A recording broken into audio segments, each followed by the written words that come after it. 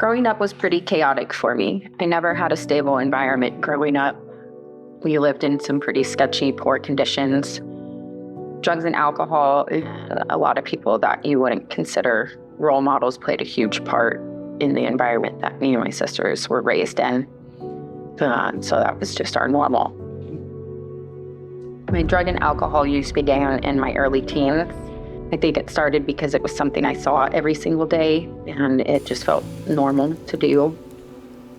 And with the group of kids that I hung out with, we all had similar home lives. So in our minds, we were just trying to have fun, to escape. And I didn't realize at the time, but it was definitely using to numb the hurt and the chaos inside of myself and to feel like I belonged somewhere. When I was addicted to opiates, it was pain pills specifically and alcohol. They completely ran my life. I was using every day at the worst of it, day in and day out. I didn't really realize I was addicted until it was already too late, which I think is how it is for a lot of people. I ended up kind of couch surfing and then in a shelter and then pregnant.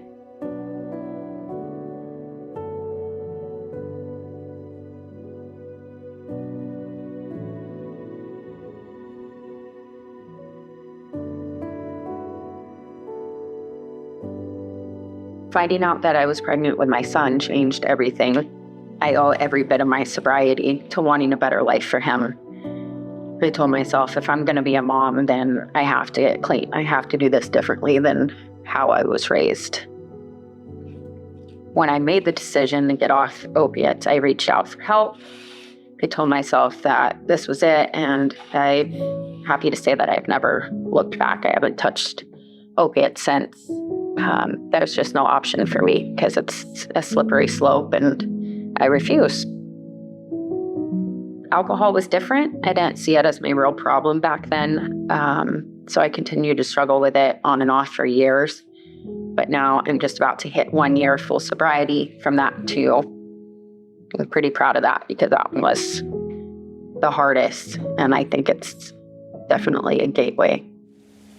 I remember telling myself you became an addict because of your environment and that it needed to stop with me because that's the last thing that I want for my son. I want him to know that kind of life isn't normal.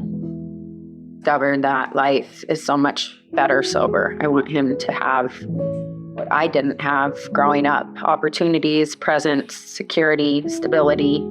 I don't want him to ever feel like he's having to survive like I had to while he should be growing and learning how to live. I was so strongly rooted in doing this for my son that definitely made the difference. Honestly, I don't know if it's something that I could have done just for myself. But fortunately, drugs aren't even a thought for me anymore. I do still have days where I want to drink, but my reasons not to are a lot stronger. Living a healthy lifestyle is a big part of what helps me stay clean now. I also deal with a lot of anxiety and ADHD, so staying consistent really makes a difference. I need to just have a routine of eating well, working out, taking supplements, meditating, journaling, getting outside. All of that's super important for me. Keeping my mindset positive is something I work out every day. Rebuilding my life has been an uphill climb, no doubt, but it's been one that I've just been really determined to do. I went from living in a shelter to repairing my credit and cleaning up the mess that I had made of my life. And now I'm on track to buy a home all on my own and have a career that I'm really proud of.